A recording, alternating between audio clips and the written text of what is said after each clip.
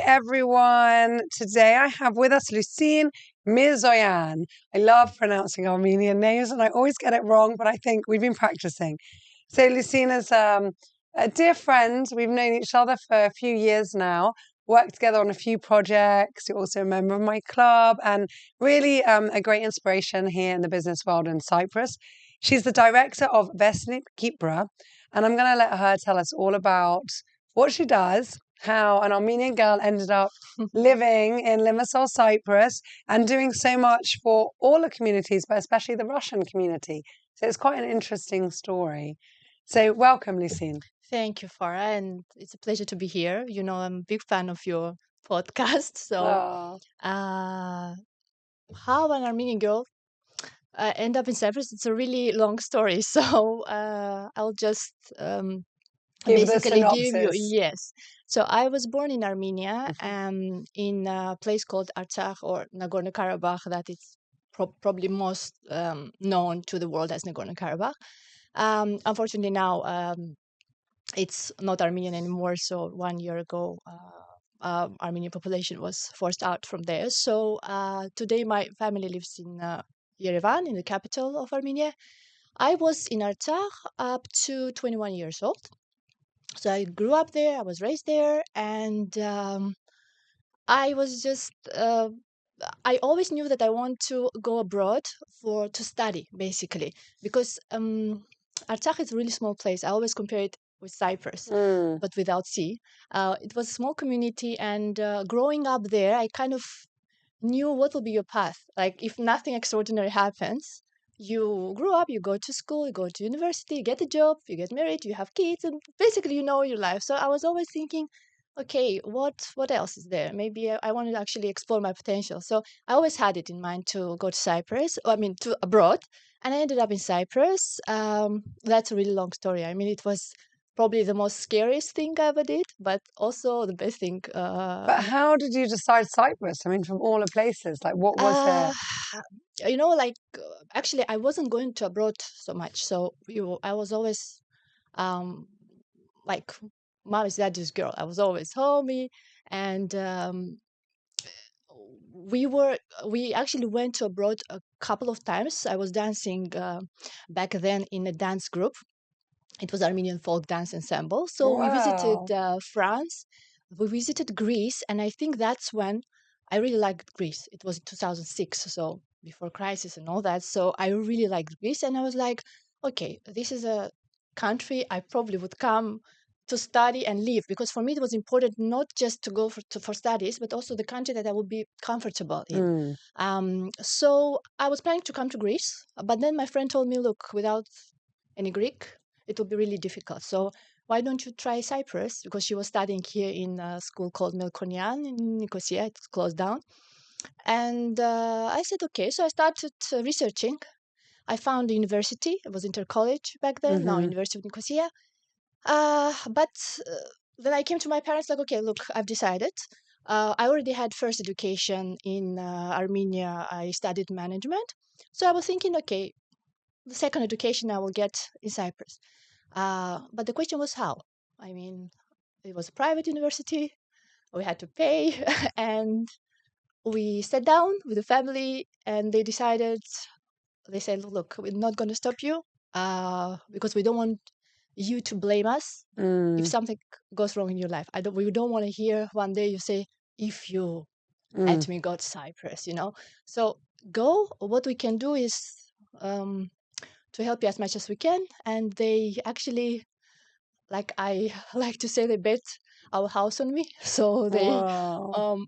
we put our house on mortgage, our flat, basically the only flat. So we live in there, and it was enough money for covering the first semester, and I think the accommodation for like 6 months. And this is how I came to Cyprus. So That's so I just moving. Imagine how much your parents yeah. supported you. Yes, but it was also a big responsibility for me because I knew they technically, bet our house on me. So I So knew what did you do? that. Because that was only 6 months worth. So Yes, I came to Cyprus. I still remember because I had to go to Moscow for the interview because we didn't have an embassy Mm. in Armenia. So I had an appointment with a Cypriot consul, I think. And I remember that everything went wrong. I mean, I went to Moscow. I said goodbye to everyone in Armenia. I went to Moscow. I had cousins there, so I was supposed to stay with them like 3-4 days until I get the visa from the consulate, I believe. And then I went, and then the consul was checking my document, and apparently all my stamps were wrong because it was like political issue. So Artsakh is all my documents were like stamped in Artsakh government, which they were not supposed to. They were supposed to be stamped in Armenia, something like that. So he said, he looked at me and he said, I know the story, I know the whole situation, but girl, all your documents are wrong. Only one document was right, and that was totally useless. I think it was my diploma. It was like translation of my first Mm. diploma. And he said, look, you know what? I'll just give you a visa because I know the situation. He called, he talked Greek that time. I didn't understand anything, but I believe he called to Intercollege just to confirm that I'm a student here. And he gave me visa right there because usually it had Wow. to take like 3-4 days. And he said, because if I don't do it now, Mm-hmm. it will be rejected 100%. So, yeah. And then I went out. I'm like, okay, I get a visa, so we're going. So I think it was like really meant to happen. So I came to Cyprus. I How went to nice and how the kind. yes. It's really like when Mm. I go back, I think I was it was meant to be. Mm. So I came. I was living in a hostel. I went to university. It was tough because I came full of myself. I was thinking, I already have one degree. I know languages. I will find a And it job. was it a 1 year degree? Was it a No, master's? actually, I came to study hotel management, by the way. Oh, you see the hotel connection. Yes, but then when I had my exam, actually, I was advised to take an MBA Mm. because basically the woman there said, "Why would you do another degree? It's Mm. 4 years. It's going to be." So since I went to MBA, I had to work and Mm-hmm. study, but I couldn't find a job in Cyprus because of the visas issue. And I Mm. had no idea. I didn't research that actually because I was sure I could find a job easily, but I think you're even allowed to work, but only you certain in certain hours. sectors and Yeah. certain hours. So it should be either in agro sector on the Mm. fields or even in the restaurant. You couldn't be a waitress. I don't know if something changed now, but back Mm. then you could work only in the kitchen. But I was trying to find a job like because in MBA I was one of the youngest ones. Everybody was coming after work or to get an experience. That's the whole point of MBA. Mm. And I was doing part-time jobs because I had to pay for the education, and also at the same time I had to say that everything's all right when my mom calling and asking how are you doing, because I knew that there's nothing else I can do. So what the point to tell them that it's not good? But I was managing. So Bless you, basically, Ben. That's a lot of pressure. It's a lot of it psychological and is, but emotional pressure for a yes, young yeah. person. So, But I I mean, think how old were you that's at the time? 21. Yeah, I mean, super young. 21, but I think that what helped me to build a character, I really Mm. believe, because without these difficulties I wouldn't be a person I am, really. And I'm grateful for to everything that happened. And I think also the people I was meeting on the way, they were all really nice people, and at the right time. There was time that I was almost um, without accommodation because we couldn't find a solution with the union. That okay, 6 months were paid. After that, I couldn't find a job, so I have to find accommodation. And we were like negotiating to let me stay in the hostel for 1 more month so I can find another apartment for rent. And while it was under question, I was thinking, okay, there is an opportunity. I would be, homeless. But then my friend who was staying in one room said, no, don't worry. Even if it comes to that, you will stay with me until we find something. Mm. So it kind of give you strength to move forward. I managed to finish MBA. I found a job. Firstly, I was working in a law office, actually. They took me for a corporate sector because of my knowledge of Russian that time. I never imagined that my Russian I might need it in Cyprus. Yeah. But yeah, it So was you, so useful. you arrived here speaking Armenian Russian and English. English, Hmm. yeah. I learned Greek here in Cyprus. So I was working in the law office for a long time, for 5, 6 years in Nicosia. I was living in Nicosia at that time. And then at one point, I started cooperating with Vestnik Kipra on several projects. Finally, I moved to Limassol, I think almost 3 years ago. And after that, I kind of joined full time, basically. So Yeah. that's how, yes. So then, and you obviously, I mean, your progression in Vestnik Kipra, because that's when I met you, was very fast. And Natalia, who's very well respected and has had her own episode here on Hotel Talk, which was a lovely episode, speaking about her personal journey. She's very well known in the business world, well respected. She's very professional. And she obviously saw something in you because quite quickly you became a director in Vestnik Kipra. So tell us about that. Only Natalia knows the real story. I am grateful to her really because Vestnik Kipra is really a place where it's really interesting to work. Like you're looking forward to go to work. Mm. From my previous work in the law office, I loved people there. I liked the team there. Everything was okay, but at one point I just couldn't go to work anymore. It was like I would wake up in the morning. I'm like, what am I doing? I cannot go to work anymore. So It I wasn't quit. inspiring you. Yeah. Yes, I came to my boss and I said, look, I give you 6 months notice. My husband is joking until now. Who gives 6 months notice? I give 6 months notice because I really respected those people, but I just couldn't do it. And I studied MBA with a specialization in marketing. So Mm. I wanted to get back to that because slowly my all knowledge I gained, it was because you're not using it, you're not And the applying it. creative side of you, you've got that Yes. creative side. And with Natalia, she's really inspiring. I mean, the amount of projects Vestnik Kipra does, Tell everybody who it's doesn't know, because not everybody knows Vestnik Kipra. yeah. Give a short summary of Vestnik Uh, Kipra, what it does, what mhm, it's done, and what it's doing. yeah. Vestnik Kipra is basically today is a group of companies that is involved in media publishing and events organizing and business consulting and networking. Mostly people know Vestnik Kipra as the first Cypriot newspaper in Russian language. Hmm. It was established in 1995. Today, we publish Vestnik Kipra newspaper where we publish basically all news, general news about Cyprus, but in Russian language for the community. Hmm.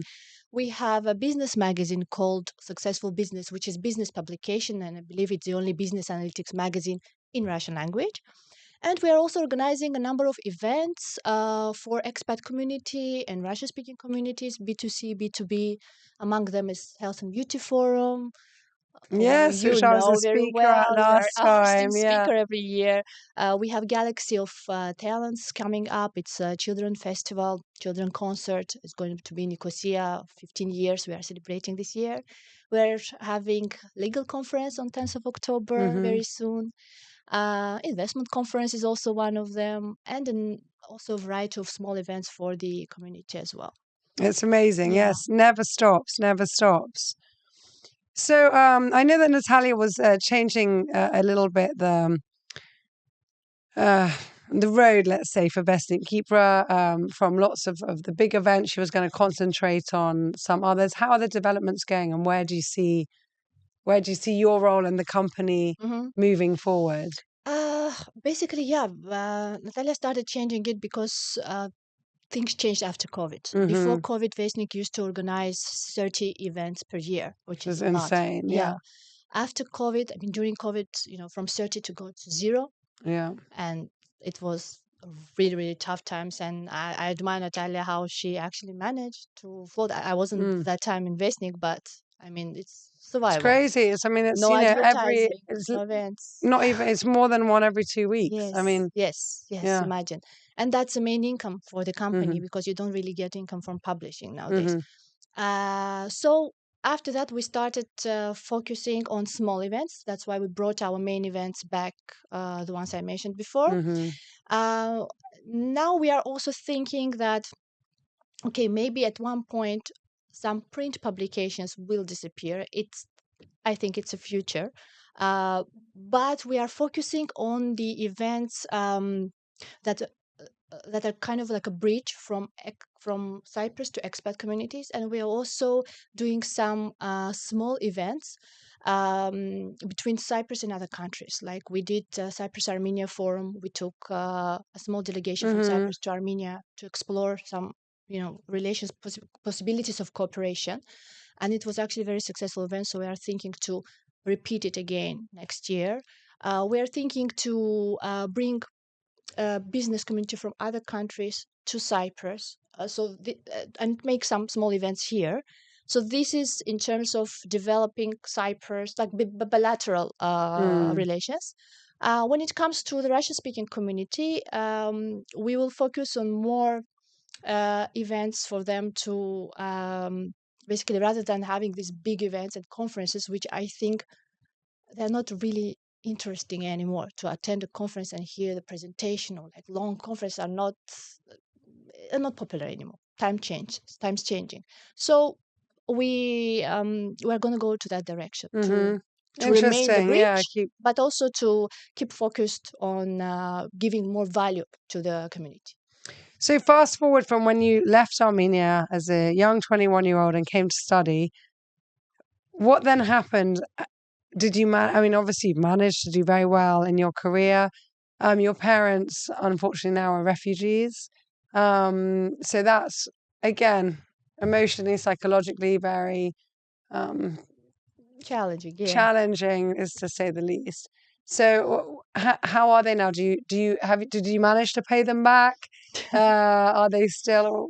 What's happening? Tell us a bit about your family. Yes, my family is, yeah, basically they are refugees. They live, thankfully, though their situation is better than, at least they have roof over their Mm-hmm. head, because there are a lot of people now that they can't find any job. They don't have place to stay, so it's difficult. But I managed to visit Armenia every year. I Mm. try to bring my parents for a holiday here once in a while. So, um, in that sense, I In that think, yeah. respect, there, yeah. About paying them back, I still, I can't, because they are refugees. I didn't pay them back. Obviously, they lost their house, but not because of me. However, it's like one of my You're main goals paying in them back in Cyprus. kind, my dear. It's Yeah, not, yeah, I don't think you can ever pay back to your parents really no, for everything everything they they do. did. It's I agree. yeah. I agree. So you're now a mummy. Yeah. So you have one child, and congratulations, another one on the way. Not that if Thank you're you. watching this on video, not that you would ever know. This skinny, beautiful lady in front of me is halfway through a pregnancy. So tell us, how are you finding it as a relatively new mummy, young a young child, another child on the way? How are you managing to balance it? Um, it's difficult. It's really difficult. I can't say it's easy. Mm-hmm. Even with one child. I mean, because I think you always have this guilt. Like if you have, especially with my job, when Mm. sometimes you have to attend events which are finishing late, Yeah, in or the evening, you don't or really have a perfect schedule. But I'm trying. I'm really trying, and at least weekends. Actually, like recently, I decided I'm not going to work on weekends. I mean, I'm not even opening the emails on Sunday, mm, because I realize that it's really, really important to spend time with your kid, especially now when my kid is like 3 years old. He's really copying you. He's this is why period starts, why, and you have to explain everything why, and you have to pay attention, because when you're on your phone, and you think you are there, you're not there. You have to mm, be, as you always say, you have to be in the present. moment, right? Mm. Present. This is really, really important. So I try to spend some quality time with the kid, but also I think it's really, really important, the support of your partner. My husband is really, really supportive. I mean, I'm not worried if I know that I have to work late. I know he's with a husband and they have perfect time. I mean, it's really helpful. It's true. Otherwise, That's really, yeah. yeah, a really good Hmm. point. So, what do you like most about Cyprus? Everything. I Ah, When I came here, I never felt as a foreigner from day one. Even with all these challenges, even with I don't know. Sometimes there were times I knew that I have 2 year a day to live. That's it. So you either have a breakfast or your dinner. You have to decide. But even those, I was never angry. I was never like I really loved Cyprus for everything. It's I don't know. I think the weather really helps because uh, like when you wake up and it's sunny, you already have a hope Mm. that everything will be okay. All good. I liked that there's choice in Cyprus. Like it's an amazing island. One minute you are at the sea, another like half an hour you are in the mountains. It's incredible nature here, and I really like people because mentality wise, we are very close, like Armenians and Cypriots. So when I came, I really felt like home from day one. I always say that here is like Armenia with the sea, basically. We don't Mm. have sea. Otherwise, You brilliant. know, we've had a lot of actually Armenians on the podcast, and lots of people say it that they really feel at home. Yeah. And there's a lot of similarities in the culture. Armenian people are also very warm and opening and family orientated, Mm-hmm. and so it's really inspiring to hear that, and it's lovely. And I think your journey really is inspirational and quite remarkable, and it's a big reminder to all of us to really appreciate everything: our food, our parents, our circumstances, Exactly. our opportunities, and to grab them and to move forward. And I think it's, yeah, thank you for sharing it. So, do you have a favorite quote in all of this? I'm sure there's plenty. I am actually collecting quotes. I have like the whole notebook with Yeah. that. Yeah. But the ones that I think I will mention two. One is my favorite, and I use it very often. It goes, never expect anything, and you will never be disappointed. And I think if you live with that mantra, I mean, you will never get disappointed in people. You just don't expect anything. And Yeah. that came. I remember when mom told me, like, don't expect anything from anybody. If somebody helps, perfect. It will be just, It's an an extra, addition to it's your a journey. bonus. If Yeah. nobody helps, then it's okay. Hmm. And another quote I want to mention, I think it's something I came up with. Like, a lot of people say in order to move forward, you need to know that you cannot go back, like you don't have a plan B. I don't quite agree because for me it was quite opposite. Like for me, in order to go forward, what gave me strength to go forward is knowing always that I have a really good back. I always can go back. If I fail here, my parents will accept me. There will be nothing. I can Mm. always go home. I never had this, This fear. fear. The same thing that I said before, like when there was an apartment issue, and I knew that if it doesn't work out, I have a friend. I can go there. But Mm. that was There's like always having a plan options. B. Yeah. It actually gave me strength to go forward. So another quote goes like, in order to go forward, you need to know that you can go back. Yeah. Well, it's what they say, isn't it? When you raise children, you have to give them roots, but also wings to Yes. fly. And it's the roots that are important as well. So if you Yes. have Exactly. that, then you're more accepting with the idea of flying and moving forward. Yeah, Sure. both are important. So we have bonus question. Mm, Pick anything you like from Mm-hmm. our crystal ball, and let's see. I'm so happy you're being asked this because I know that you listen to the podcast a lot. So Yeah. this is from Mary, who's in the room at the Wow. moment. My assistant, who's doing all our marketing. If you could live anywhere in the world, where would it be and why? If it's not Cyprus, Yes, I think we'll assume that it's um, Cyprus, but yeah, if yeah, it's it would be not, definitely Cyprus. But if it's not Cyprus, I think it would be Barcelona. really? Yes, I'm in love with that city. I know I like everything about it. I like the fact that even though it's big, but you don't feel this hustle. Yeah, Nobody's really like in big cities like yeah, London or Moscow. I like the style of the city, architecture, culture. I'm a big fan of Spanish language as well, so I think Barcelona. It will be yeah. definitely, yeah, my Oh, second that's so choice. nice. So if I disappear from Cyprus, We know where you you are. know. We'll come find you. Yeah. That's beautiful. Lucine, thank you so much for being here. Thank Thank you for you. sharing such a beautiful story. And you're still so young, and I'm sure you are going to do so much. Life will unfold so many wonderful surprises for you, and there's a bright future always for you, and full of health and happiness, most importantly. Thank you so much. Thank you so much. And it was a pleasure to being here. And I wish you the best, because just keep doing what you're doing, basically, because you're doing Thank you. Thank you, my dear. very well. Because of support from people like you guys that I can do it. So I really appreciate it. Thank you.